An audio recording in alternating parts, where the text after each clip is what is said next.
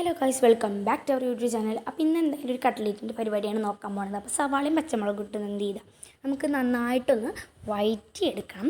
അതിനുശേഷം നമുക്ക് റസ്കിൻ്റെ പൊടിയാണ് വേണ്ടത്. റസ്കിൻ്റെ പൊടിയൊക്കെ ഇട്ട് അനുമോളാണ് കേട്ടോ ഇവിടെ റസ്ക് പൊടിക്കാൻ വേണ്ടിയിട്ടുള്ള പരിപാടികൾ നോക്കുന്നത്. റസ്ക് കുഞ്ഞു കുഞ്ഞു കഷ്ണങ്ങളാക്കി ജാറേക്ക് ഇടുക.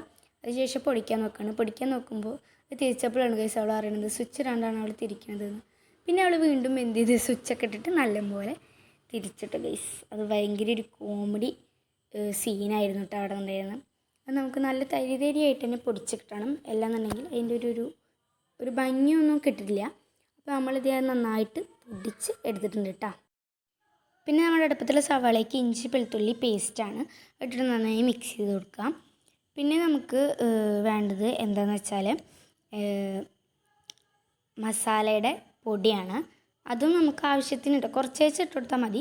അതിട്ടിട്ടൊന്ന് നന്നായിട്ടൊന്ന് എന്ത് ചെയ്ത് കൊടുക്കാം, മിക്സ് ചെയ്ത് കൊടുക്കാം. പിന്നെ എന്ത് ചെയ്യുക, കുറച്ച് ഒരാവശ്യത്തിന് ഉപ്പ് ഇട്ട് കൊടുക്കാം.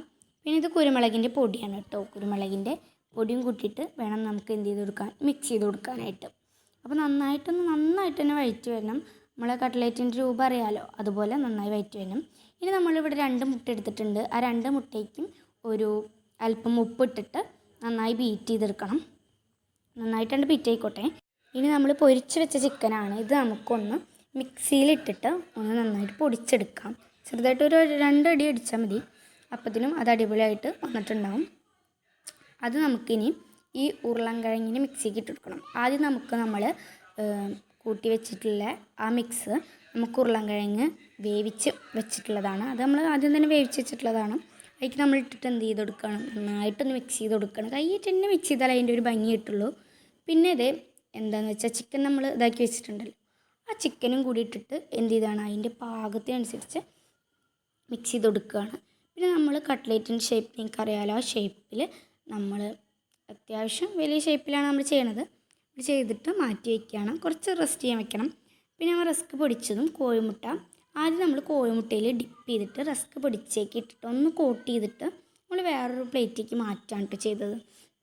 അല്ലെങ്കിൽ ഇത് ഒട്ടിപ്പിടിക്കാനായിട്ട് ചാൻസ് ഉണ്ട്. അതുകൊണ്ട് തന്നെ നമ്മൾ 2-3 പാത്രത്തിലേക്കായിട്ടാണ് ചെയ്തത്. ഇനി നമുക്ക് എന്ത് ചെയ്യാം, എണ്ണ ചൂടാക്കാൻ വെച്ചിട്ടുണ്ട്. അതിലേക്ക് നമുക്ക് വേഗം തന്നെ ഇട്ട് കൊടുക്കാം. അടിപൊളിയായിട്ട് വറുത്ത് വരട്ടെ.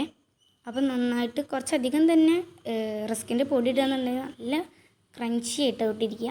അപ്പോൾ നമ്മൾ ഒരു ഭാഗം ആയിട്ടുണ്ട്. ഒരു ഭാഗം നമുക്ക് വേഗം ഒന്ന് മറിച്ചിട്ട് കൊടുക്കാം, അല്ലെങ്കിൽ എന്ത് ചെയ്യും ചെറുതായിട്ടൊന്ന് കരിയും. അപ്പം അത്ര വലിയ സീനില്ല. അപ്പോൾ ഇത് അടിപൊളിയായിട്ടുണ്ട്, കാണുമ്പോൾ അടിപൊളി ഉണ്ട് കിട്ടും. ഇനി അപ്പുറത്തെ സൈഡും കൂടി ഒന്ന് നന്നായി വേവട്ടെ. അവർ നമുക്ക് വെയിറ്റ് ചെയ്യാം. ഇനി നമുക്കിത് സെർവ് ചെയ്യാം കേട്ടോ ഗൈസ്. നല്ല അടിപൊളി പ്ലേറ്റ് എടുത്തിട്ടുണ്ട്. ഇനി നമുക്ക് അതിലേക്ക് എന്ത് ചെയ്ത് കൊടുക്കാം. ഇനി നമുക്ക് കുറേ വറക്കാനുണ്ട് കേട്ടോ. അപ്പോൾ ഇതാണ് ഗൈസ് നമ്മുടെ ലാസ്റ്റിലൊക്കെ എന്തായാലും അടിപൊളിയായിട്ടുണ്ട്. അപ്പോൾ എല്ലാവർക്കും ബായ്. ഇനി അടുത്ത വീഡിയോ ആയിട്ട് കാണാം. അപ്പോൾ എല്ലാവരും ലൈക്ക് ചെയ്യുക, ഷെയർ, സബ്സ്ക്രൈബ് ചെയ്യുക. ബായ്.